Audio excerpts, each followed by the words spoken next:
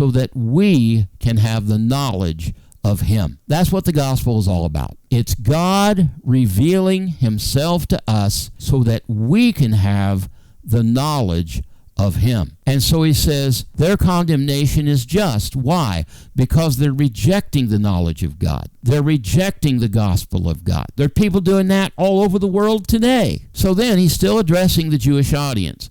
And keep this in mind. You have to pay attention to this letter carefully. You have to be able to see which audience Paul is speaking to as you go through the letter, because remember, he's talking to two audiences. His first audience is the Jews. His second audience is the Gentiles. So remember which audience. And right now, where we are right now in this letter, he's still speaking to the Jews. He says, what then? Are we Jews any better off? No, not at all. For we have already charged that all, both Jews and Greeks, that's another word for Gentiles, are under sin, as it is written. And this is from the Old Testament. No one is righteous.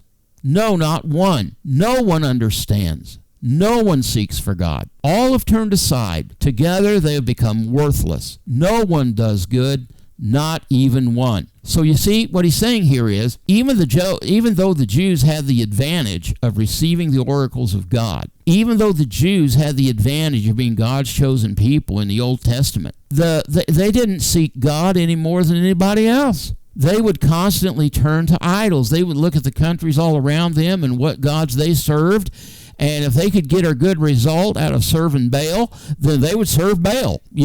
It was, whatever works. That's kind of the way they approached life. Instead of honoring God in their heart, instead of loving God in their heart, instead of desiring the knowledge of God in their heart, they just wanted good results. So they would do whatever they needed to do to get the good results. So no one does good, not even one, whether they're Jews or Gentiles. Then he goes on and says, their throat is an open grave. They use their tongues to deceive.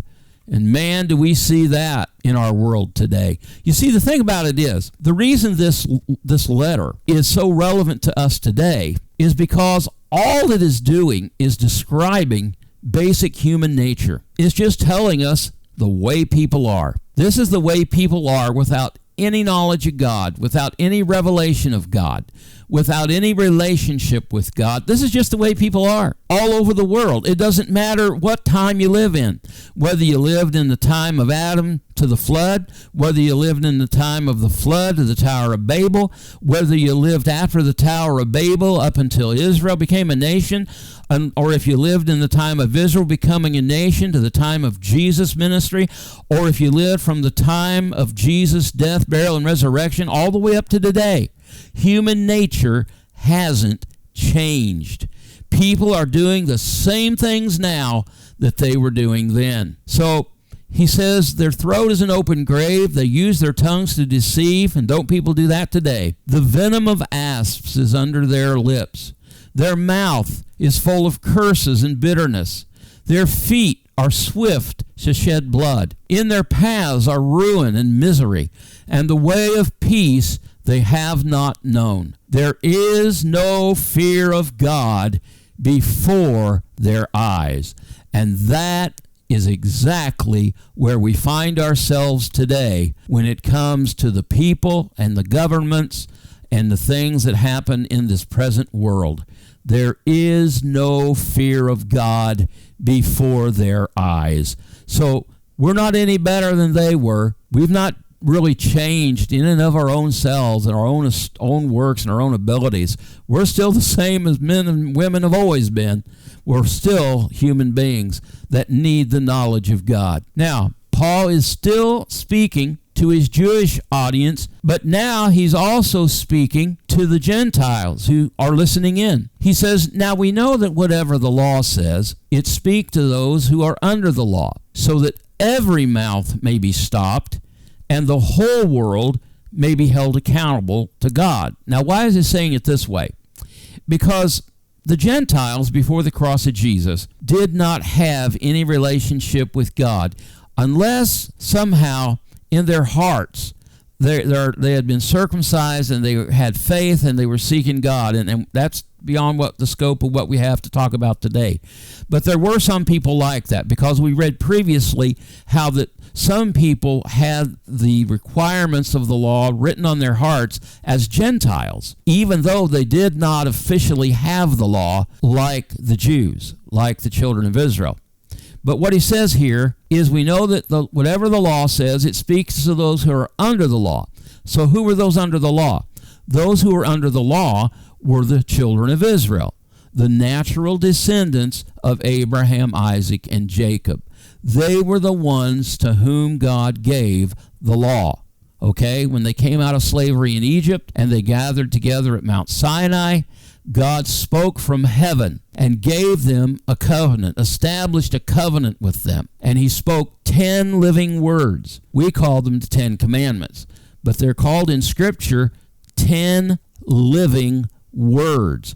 And they were spoke by the literal, audible voice of God that everyone around that mountain heard with these physical ears. Is the only time in the history of humanity that I know of where God audibly spoke to a large group of human beings from heaven. And he spoke to them, and it scared them to death. It scared them so much that they asked Moses, don't let God speak to us anymore. We're afraid if God speaks to us anymore, we'll die.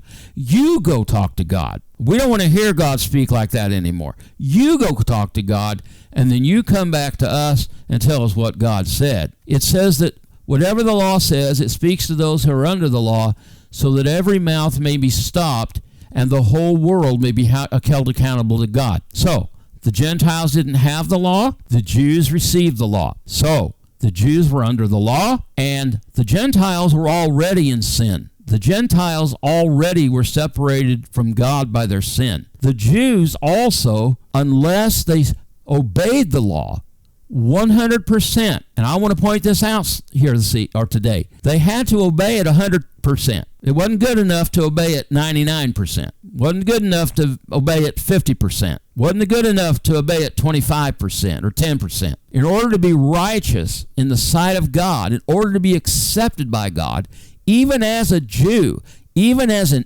Israelite, you had to keep the law of God 100%.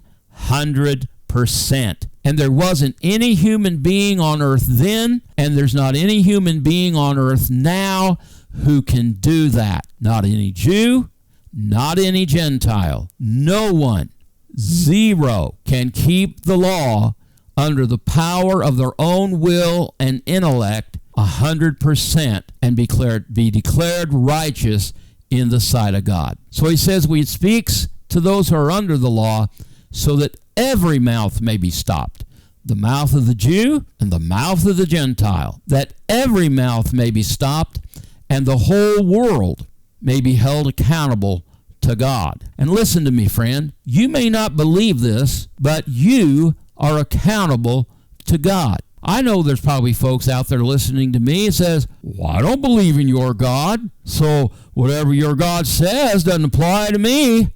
Oh, yes, it does. Every human being on the face of this earth, without exception, is accountable to God. Every mouth may be stopped, and the whole world may be held accountable to God. For by the works of the law, no human being will be justified in his sight. No Jew, no Gentile, no human being will be justified in God's sight through the law. The only thing the law can do is bring the knowledge of sin. Let me say that again, just in case you didn't hear it.